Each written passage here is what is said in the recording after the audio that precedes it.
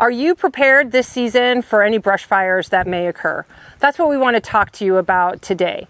First, we want to start off by talking about there's been an immense amount of conversation with regard to what is happening or has happened in California versus what is happening here in Florida. The conditions that existed in California do not currently exist in the state of Florida, and specifically in our area. In California, they had less than a half an inch of rain since October of last year. They were also facing hurricane force winds.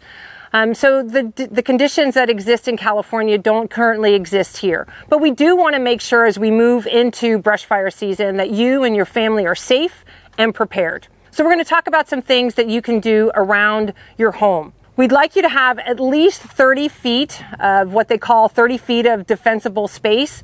But the main thing is that you have enough room for our trucks to be able to get into your property and be able to go around your home to protect your home. So that means you need to have at least 15 feet wide of clearance so that we can get our brush trucks, our engines, our water tenders in to be able to protect your home. So as we pull up, we want to make sure that all of your gates are unlocked. If you have a log archway entrance onto your property, or any canopy, trees that will go along the roadway that leads to your property, please make sure that there's at least a 15-foot clearance height-wise and then a 15-foot clearance width-wise. That 30 feet of defensible space that they talk about is anything from that can be flammable that is close to your home or a structure that's on your property. So think about trees that are overarching, that may be touching your roofs. We want to make sure that those are trimmed back. To make sure that all of your roofs are cleared of any dried leaves, pine needles, any brush that could be up there that could be ignited, not just from a brush fire that's in your area, but a brush fire that could be upwards of a mile away. A lot of times those embers that are from those brush fires can travel via the winds upwards of a mile. So we want to make sure that your area is safe. In the event that your home is being threatened by a brush fire, our crews will need to gain access to your property. So please make sure that if you have a gate that leads to an entrance onto your property, that if there's a lock on that gate, at a bare minimum, unlock the gate. Our crews will get out of their truck. They'll be able to open up that gate and proceed in to protect your home. If the gate is locked and your home is being threatened, our crews will by whatever means necessary to open that gate and to gain access to protect your home.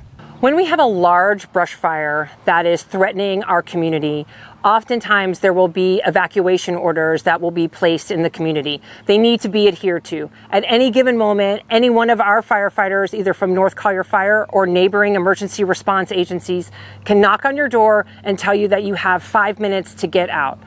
We suggest that at a minimum, you have a go bag at the door that has any important paperwork like your insurance, medical information that's at the doorway, with at least 24 hours of clothing, medication, and that includes medication not only for the humans that are in your home, but if you have pets that are on medication or they have special types of food that they have a go bag by the door ready to leave at a moment's notice. While we have time before the height of brush season hits, we also want to suggest that both inside and outside of your home that you get picture or video of any of the valuables that you have. Our fire district and the neighboring emergency response agencies have all invested in apparatus that's necessary in order to be able to fight these brush fires. We have specialized brush trucks that can travel on the terrain. They're a little bit higher than our normal fire engines, and they're able to get through to tough areas sometimes to be able to get back and suppress any of the brush fires that are happening.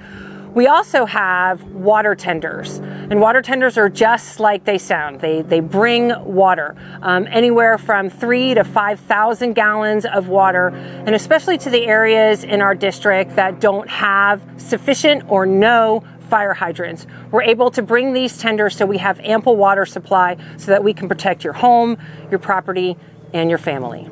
Please remember that if you see smoke or flames to dial 911 immediately. Never assume that somebody else has already done it.